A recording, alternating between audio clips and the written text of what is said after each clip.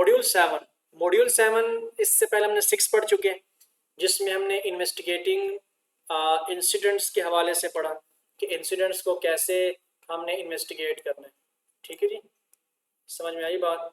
अब हमने क्या करना है, मॉड्यूल 7 जो लास्ट मॉड्यूल है हमारे इस कोर्स का, आयुष मैनेजिंग सेफली का लास्ट मॉड्यूल है, और इसके अंदर हम सीखेंगे कि देखें इंसिडेंट्स भी होते रहेंगे, ठीक है, एक्सीडेंट्स भी होते रहेंगे, नियर मिसेस भी होती रहेंगी। अब इंसिडेंट्स एक्सीडेंट के हवाले से हमने इन्वेस्टिगेशन भी करनी है। हम चाहते हैं कि ये इंसिडेंट एक्सीडेंट्स ना हो, तो ना होने के लिए आपने अपनी परफॉर्मेंस जो है ना मैयर करनी है कि ना हो, हम उसके लिए क्या क्या कर सकते हैं। ठीक है जी, क्या आपके पास मैयरिंग प्लान है, कौन सी प्लानिंग आपने करनी है ताकि इंसिडेंट एक्सीडेंट्स जैसे खतरात से बच सके। ठीक है, कि बाद में आप मीडिया की नज़रों में आए, लोगों की नज़रों में, इन्फोर्समेंट अथॉरिटी की नज़रों में, अदर बिजनेसेस की नज़रों में आए, तो इससे अच्छा है कि आप अपनी आपका बिजनेस जहाँ खड़ा है उसकी आप अभी से परफॉर्मेंस स्टार्ट कर लें प्रॉपर वे में, ताकि हो सकता है इन चीज़ों का पता नहीं होता, तो कभी जब फेस करनी पड़े तो आप उसको टैकल कर सकें। इसके की लर्निंग पॉइंट्स हैं, what is the performance measure about, performance measurement का क्या मतलब है, एंड दूसरा हम पढ़ेंगे how do you measure health and safety performance. हम हेल्थ एंड HSE की बात करें तो हेल्थ सेफ्टी इन्वायरमेंट की परफॉर्मेंस कैसे मैयर कर सकते हैं, और व्हाट इज ऑडिटिंग, ऑडिट क्या होता है इसके बारे में, what is performance measure about. ठीक है, जैसे मॉड्यूल 4 में भी हमने वो एक प्लान डू चेक एक्ट हमने पढ़ा था कि हम कोई चीज़ें प्लान करते हैं, फिर उसके ऊपर चेक रखते हैं, फिर उसके ऊपर जो है ना मज़ीद रिव्यू करते हैं, और जहाँ जहाँ पर हमें परफॉर्मेंस की ज़रूरत पेश आती है तो हम वो ठीक है कर रहे होते हैं। अभी जैसे कि यहाँ पर एक शो दिखाया गया कि अगर कोई फाइनेंस स्टॉक अपडेट, जिस तरह एक बंदा अखबार पढ़ रहा है या ये दो आपस में बात कर रहे हैं, कोई यहाँ पर वर्क इन्वायरमेंट है, ऑफिस वर्क इन्वायरमेंट, नीचे फुटबॉल क्रिकेट खेल रहे हैं, तो जिस तरह हमने पहले भी बात की थी कि आल दो हुई मे नॉट रियलाइज इट हुई मैयर performing in all aspects of life. कहते हैं ज़िंदगी के हर लम्हे, हर मौके पर, किसी भी आप यूँ कहें फील्ड के अंदर, हमें किसी ना किसी तरह से हम अपने हिसाब से चीज़ों को परफॉर्म कर रहे होते हैं, और फिर उसकी परफॉर्मेंस भी चेक कर रहे होते हैं, मैयर भी कर रहे होते हैं कि हमारा ये अब हम कहाँ पर खड़े हैं, हमने आगे क्या करना है, फ्यूचर गोल्स क्या है हमारे, ये सारी चीज़ें हम देख रहे होते हैं कि इस मंथ में हमने कितना जो है ना नुकसान किया, ये सारी चीज़ें जिसको हम कहते हैं स्टैट्स, हम अपने बिजनेस के स्टैट्स को मैयर कर रहे होते हैं। क्या जिस तरह यहाँ पर एक गाड़ी का इंडिकेटर, जिस तरह शो कराया गया, एक बंदा ड्राइवर है, कहते हैं कि अगर अपनी परफॉर्मेंस चेक करना चाह रहे हैं तो ये इस इंडिकेटर के थ्रू चेक करेगा कि to measure performance in a useful way indicators must be established to answer question such as. ठीक है, कुछ इंडिकेटर्स होते हैं, जैसे कि पहला इंडिकेटर ये है कि what's going on, what is going on around us, कि हमारे आसपास करीब में क्या हो रहा है। तो ये सारी चीज़ें वो क्या चेक करेगा, आसपास वो कब स्पीड लगाएगा, जब उसके पास खाली स्पेस होगी, जिस तरह मोटरवे है, अगर उसके आसपास करीब में कोई आप यूं कहें कि रशी एरिया है, तो वहाँ पर वो अपनी स्पीड स्लो रखेगा। तो ऐसा नहीं है, वो अपने इंडिकेटर्स, वो एक नज़र इंडिकेटर पे रखेगा, दूसरी नज़र वो साइड मिरर्स पे रखेगा, फ्रंट मिरर पे रखेगा, आगे रखेगा, पीछे रखेगा, नीचे ऊपर, हर तरफ वो अपने होश आवाज़ को एक्टिव करके जो है ना वो गाड़ी चलाएगा। तो ये हमारे लिए ना जो सारे जो हम पूरे इन्वायरमेंट को देखकर हम जो कार ड्राइव कर रहे होते हैं, तो ये आपकी एक परफॉर्मेंस मैयर होती है। हम सब चीज़ों को मैयर कर रहे होते हैं और चेक कर रहे होते हैं, इंडिकेट कर रहे होते हैं कि हमारे आसपास क्या हो रहा है। और दूसरा, यहाँ पर नीचे जिस तरह दिखाया जा रहा है कि इन्होंने व्हाट हैज़ हैपेंड सो फार, दूसरे में हम एक ये चीज़ यहाँ से तो हम इंडिकेट कर रहे होते हैं अपनी रेस को, ठीक है, स्पीड को। दूसरा कि हमने कितना एरिया कवर कर लिया वो यहाँ से इंडिकेट किया जा रहा है।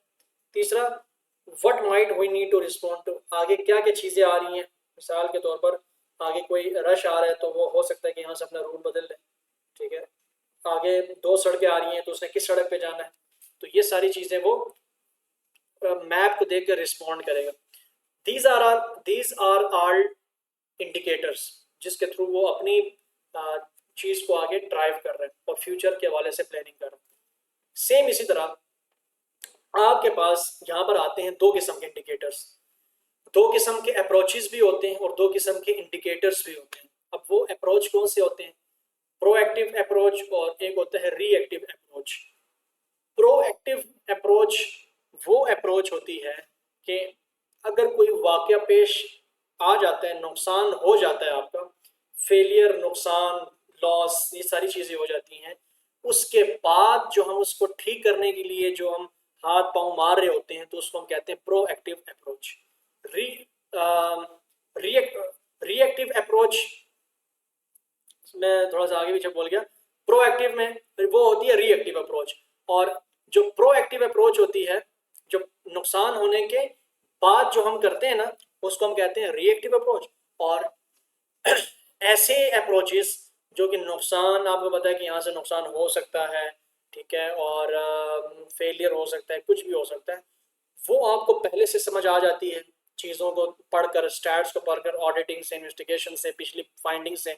तो उससे तो नुकसान होने से पहले जो आप करते हैं वो प्रोएक्टिव अप्रोच। और जब नुकसान आपको पता है कि नुकसान होगा, आप अपने आप को जो है ना सुस्त कर देते हैं, गाफिल कर देते हैं और नुकसान हो जाता है, उसके बाद जब आप आगे हाथ पांव मार रहे होते हैं तो उसको हम फिर रिएक्टिव अप्रोच कहते हैं। तो इसी तरह हमारे पास दो किस्म के इंडिकेटर्स भी हैं। अब आगे बताएंगे कि measurement of how the current situation could impact on future performance are known as proactive indicators। जिस तरह अभी मैंने आपको बताया, प्रोएक्टिव इंडिकेटर्स क्या होते हैं कि वो इंडिकेटर्स जो आपको मुस्तकबिल के हवाले से जो है ना निशानदेही करा रहे होते हैं, आगाही दे रहे होते हैं कि मुस्तकबिल में या अभी मिसाल के तौर पर आगे आगे आगे ये होने वाला है। तो उन इंडिकेटर्स से को समझकर हम फ्यूचर के हवाले से जो है ना तैयार हो जाते हैं। तो इस तरह के इंडिकेटर्स प्रोएक्टिव इंडिकेटर्स कहलाते हैं। और रिएक्टिव इंडिकेटर्स क्या होते हैं कि measurement that give us information on the outcome of previous section are called reactive indicator. जिस तरह अभी हमारा कोई प्रीवियस काम हम कर चुके होते हैं और उसके बाद जब हम कोई इंडिकेटर अप्लाई करते हैं तो उसको हम क्या कहते हैं, रिएक्टिव इंडिकेटर्स। ठीक है, ऐसे ही how do you measure health and safety performance, हमने कैसे हेल्थ एंड सेफ्टी मेजरमेंट को हम मेजर कर सकते हैं। जैसे देखो, अब यहाँ पर वही अप्रोचेज आएंगी। प्रोएक्टिव मेजरमेंट क्या चीज़ है कि प्रोवाइड करती information on how health and safety is being measured before the undesired event occur. मतलब कोई अनडिजायर्ड इवेंट, मतलब कि कोई खतरनाक वाकया होने से पहले, बिफोर, जो हम मेजरमेंट करते हैं तो उसको हम कौन सी मेजरमेंट कहते हैं, प्रोएक्टिव मेजरमेंट। जिस तरह इसको देख रहे हैं कि किचन का सिनेरियो है यहाँ पर, तो एक वर्कर है यहाँ पर, किचनएट है, तो उसने वो देख रही है कि यहाँ पर क्रैक्स आए हैं और हो सकता है कि नीचे गिर जाए। तो इस क्रैक को अभी से समझने के बाद इसकी हम फिलिंग कर देंगे, इसको हम टाइट कर लेंगे, तो ये हमारे पास प्रोएक्टिव मेजरमेंट होगी। ऐसे ही यहाँ पर भी देखें, इसका कॉर्नर हमारा जला हुआ है, ख़राब है, सही नहीं है, तो you will need to look at the proactive inputs. क्या क्या इनपुट्स हैं कि quality of the work environment and equipment, कि हमने अपने वर्क इन्वायरमेंट और इक्विपमेंट को सही बनाना है, सही करना है। कोई इक्विपमेंट ख़राब है तब effectiveness of system and procedure, जो भी हमारा का डे आउट शेड्यूल दिया हुआ है, स्केड्यूल दिया हुआ है, उसके ऊपर हमने इफेक्टिवली काम करना है, प्रोसीजर के ऊपर काम करना है। तीसरा, behaviour and ability of the people. Main चीज़ तो एक ये देखेंगे कि कुछ कुछ जगहों पे जो अगर हम ज़्यादा कॉजेज़ की तरफ जाएं तो मेन वजह ये सामने निकल कर आती है कि वहाँ पर बिहेवियर लॉस ज़्यादा होता है। मतलब उनकी अपनी नाअहली की वजह से जो है ना वो नुकसान, वो वाक़या पेश आता है। जैसे एक बंदा जो है ना, ये देखें किस तरह से फ्राई पैन को ना उछाल रहा है ऐसे। तो ये इस तरह की जो बिहेवियर्स होते हैं ये भी किसी के लिए खतरनाक साबित हो सकते हैं। ठीक है, अब इसी तरह अगर हम प्रॉपर इंस्पेक्शन करेंगे, अभी देखें प्रोएक्टिव मेजरमेंट में क्या चीज़ें आती हैं, मेन चीज़ इंस्पेक्शन। इंस्पेक्शन अगर हम हर वीक के अंदर करें अपने उस वर्क इन्वायरमेंट, मतलब उस किचन की, तो कोई भी खतरा जो आगे हो सकता था, आप उसको क्या करते हो, इस प्रोएक्टिव इंस्पेक्शन, इस प्रोएक्टिव मेजरमेंट की वजह से उसको आप क्या कर देते हैं, डिनाई कर देते हैं, जो है ना रफा दफा कर देते हैं। कहते हैं a good proactive indicator should be objective and easy to measure. जो भी आपका प्रोएक्टिव इंडिकेटर होना चाहिए वो ऐसा होना चाहिए कि उससे कोई ना कोई मकसद हो और उस इंडिकेटर को जो है ना मेजर करना आसान हो, उसको इम्प्लीमेंट करना आसान हो, relevant to the group who is performing you are measuring, और वो इंडिकेटर उसी वर्क प्लेस इन्वायरमेंट के हवाले से ही हो। ठीक है, हर इन्वायरमेंट का अपना इंडिकेटर होगा। दूसरा, अपराउंड एंड रिलायबल परफॉर्मेंस इंडिकेटर, ऐसा इंडिकेटर हो जो कि आने वाले वक्तों में भी सही साबित, आपके लिए बेनिफिशियल साबित हो। ऐसा ना हो कि आप इंडिकेटर किसी और चीज़ कर रहे हैं और नुकसान कोई और किसी और शक्ल में सामने आए, कॉस्ट इफेक्टिव हो, ठीक है, ज़्यादा खर्च वगैरह ना है उसके ऊपर, और understood and owned by the organisation group, ठीक है जी। तो ये इसके कहते हैं प्रोएक्टिव इंडिकेटर्स में ये लाजमन होने चाहिए। अब what are some indicators that could be used to proactively measure health and safety. तो कौन कौन से हमारे पास इंडिकेटर्स है जिसको हम एज ए प्रोएक्टिवली मेजर कर सकते हैं। अब जैसे देखें, remember there is no one size fits all, ये एक आप यूं कहते हैं सेइंग है कि वन साइज फिट्स ऑल, कि when it comes to proactive indicator find out what work best of for your organisation. एक सेइंग है कि वन साइज फिट्स ऑल, कि कोई भी परफॉर्मेंस इंडिकेटर या कोई भी आप इंस्पेक्शन कर रहे हैं, वो हर डिपार्टमेंट, हर कंपनी, हर ऑर्गेनाइजेशन, हर इंडस्ट्री की अलग अलग हो सकती है। कोई भी इंस्पेक्शन हम किस हर कंपनी पे नहीं थोप सकते, ठीक है जी। तो वन साइज फिट्स ऑल का ये मतलब है। अब जिस तरह reactive measurement focus on collecting information on the output of your health and safety measurement, ठीक है, वही हमने बात की कि जो भी हमारे पास इंफॉर्मेशन आएगी उस आउटपुट जो हमारा होगा उसके बाद जो हम मेजरमेंट करेंगे, कलेक्ट इंफॉर्मेशन कलेक्ट करेंगे हादसा होने के बाद, उसको रिएक्टिव मेजरमेंट्स कहेंगे। और you can use this reactive data to calculate, ये बुक में पूरा ग्राफ मौजूद है कि हमने एक किस्म का जो है ना एवरेज निकाल सकते हैं कि कितने इंजरी इंसिडेंट रेट हमारा क्या है ठीक है जी। आई आर कहते हैं इसको, आई आर कहते हैं इंजरी इंसिडेंट रेट, कि number of reportable injury in given time period 1 hour, और ये सारे का सर average number of employees during that time period, इससे हम डिवाइड करते हैं तो आगे हमारे पास पूरी कैलकुलेशन आ जाती है कि एक साल में कितने जो है ना यहाँ पर इंजर्ड हुए रिपोर्ट्स हुई। अब व्हाट आर द लिमिटेशन, मतलब disadvantages of measuring reactive indicators in incident and hill ill health reports. अब क्या क्या हमारे पास एक जो है ना ये सेफ्टी पैरामीटर भी इस्तेमाल किया जाता है, कि मतलब कि किसी भी कंपनी में जो इन्वेस्टिगेशन होती है ना या ऑडिट होता है, तो वो एक पैरामीटर ग्राफ भी उसको भी फिल आउट करते हैं। इस तरह के ग्राफ होता है, नीचे सबसे ज़्यादा क्या होती है, नियर मिसेज होती हैं, फिर डैमेज टू प्रॉपर्टी होती है, और फिर सीरियस इंजरी होती है, डेथ 1 होता है। तो इस तरह के ग्राफ को वो बना रहे होते हैं साथ साथ, ठीक है, इसको भी फिल आउट करते हैं। एक और मशहूर प्रिंसिपल है जिसको हम कहते हैं आइसबर्ग प्रिंसिपल। ये एक ऐसा प्रिंसिपल होता है जिस तरह आप देख रहे हैं कि एक ऑब्जेक्ट है वो 7 या आप यूँ कहते हैं 85% पानी के नीचे है, ठीक है, जो नज़र नहीं आ रहा, और 15% बाहर बाहर है। मतलब अगर इसको इसके अंदर देखें पाउंड में ना कॉस्ट को दिखाया गया, लोग सिर्फ और सिर्फ नुकसान को देख रहे होते हैं, ठीक है। इस प्रिंसिपल कहता है अगर ये चीज़ समझाने की बात की जा रही है कि लोग सिर्फ 1 पाउंड नुकसान को देख रहे होते हैं कि हमारा 1 पाउंड नुकसान हुआ, या 1 यूरो नुकसान हुआ, या $1 नुकसान हुआ। अब कुछ ऐसे अंडरलाइंग कॉजेज होती हैं जिससे आपका और लाखों का नुकसान हो सकता है, ठीक है, उसकी तरफ हमारी नज़र नहीं जाती। तो इस तरह की प्रिंसिपल को हम आइसबर्ग प्रिंसिपल कहते हैं। मेन चीज़ है इन्वेस्टिगेशन में इस चीज़ को सामने लाना, ठीक है, ऑडिट में। फिर हमारे पास नेक्स्ट आता है व्हाट इज ऑडिटिंग, जिसको हम कहते हैं ऑडिट। ऑडिट क्या होता है? ऑडिट जो होता है ना उसका मकसद क्या होता है? Aims to find evidence of whether the current management complies with the organisation's policy and objective. Audit का ये मतलब नहीं होता है किसी की जो है ना सख्ती करना, किसी को जो है ना किसी का इम्तिहान लेना या किसी की बेइज्जती करना वगैरह। ऑडिट एक सबसे मेन और क्रिटिकल और इम्पोर्टेंट मरहला होता है आपकी वर्क प्लेस इन्वायरमेंट का या आपके बिजनेस का, जिसमें सारी की सारी चीज़ें आपके सामने खुलकर सामने आती हैं कि अब तक हमने क्या खोया क्या पाया। तो उसमें हम पॉलिसी को सामने देखते हैं अपनी, और कंपनी के वर्क ऑब्जेक्टिव को सामने रखकर चीज़ों को परखते हैं कि क्या आया हमारी कंपनी, जो हमारा एम है, जो हमारे मकासद, जो हमारा एजेंडा है, उसके मुताबिक हम सही चल रहे हैं कि नहीं चल रहे। तो ये सारी बातें हमारी ऑडिटिंग में आती हैं। 3 किस्म की ऑडिट्स होती हैं, ये चीज़ याद रखिएगा। 3 P's, 3 P's कहते हैं उसको, first P, second P, 3 P। First P को कहते हैं, ठीक है, हमारे पास जो होता है ना इंटरनल ऑडिट, फिर दूसरा हमारे पास होता है एक्सटर्नल ऑडिट, और एक तीसरा होता है थर्ड पार्टी ऑडिट, ठीक है। अब हमारे पास जो इंटरनल ऑडिट होता है वो क्या होता है? An internal audit is performed by staff within the organization in order to evaluate the effectiveness of the current system। अब जो इंटरनल ऑडिट होता है ना वो ऐसे होता है कि आप किसी भी बंदे के लिए जो कि कॉन्ट्रैक्ट बेस्ड काम था, अगर उस कॉन्ट्रैक्ट बेस्ड काम का अगर हम ऑडिट करें, मिसाल हमारी कंपनी वो कॉन्ट्रैक्ट उन्होंने साइन किया था और वो उसके लिए वो कॉन्ट्रैक्ट साइन करने के बाद हम उनके लिए काम कर रहे थे, तो वो बंदा आता है और अपना हम बैठ कर ऑडिट करते हैं कि अब तक हमने क्या किया और क्या नहीं किया, हम सही चल भी रहे हैं कि नहीं जा रहे, हम सही डगर पे जा रहे हैं कि नहीं जा रहे। अब वो बाहर से जो स्टेक होल्डर था जिसके लिए हम काम कर रहे थे एज ए कॉन्ट्रैक्टर, अब वो बंदा आएगा हमारी कंपनी में बैठेगा और हमारी ही कंपनी का एक, जिसको हमने हायर किया होगा एज अ ऑडिटर, हमारा ही बंदा होगा, हमसे तनख्वाह ले रहा होगा, वो बैठकर हमारे इस स्टेक होल्डर के लिए जो ऑडिट करेगा, तो इसको हम कहते हैं इंटरनल ऑडिट। इसमें वो बंदा एतराज़ कर सकता है कि यार ये बंदा तो आप लोगों का अपने कंपनी का है, ठीक है, आप इसको तनख्वाह देते हो, तो ये आपकी तरफ बाइस्ड हो सकता है, ठीक है, ये आपकी साइड मार सकता है।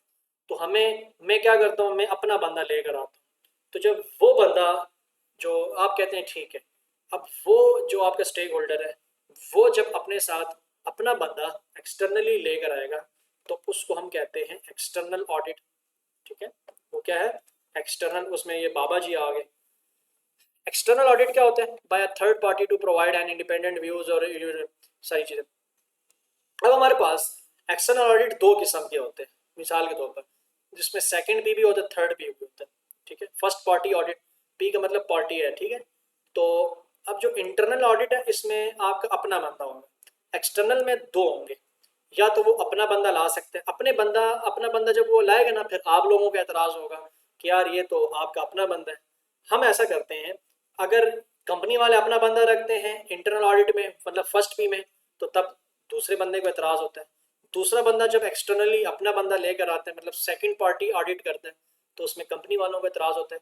फिर ये दोनों मिलकर कहते हैं कि हम, ना आपका बंदा ना हमारा बंदा, हम एक किसी बाहर के थर्ड पार्टी से, ठीक है, जो कि ना आपकी साइड होगा ना हमारी साइड होगा, ठीक है, जो वो गैर जानिबदार होगा, इंडिपेंडेंटली वो हम दोनों का ऑडिट कराएगा कि हमने अभी तक क्या किया। तो इस तरह के ऑडिट्स को हम थर्ड पार्टी ऑडिट कहते हैं, एक्सटर्नल ऑडिट कहते हैं, ठीक है।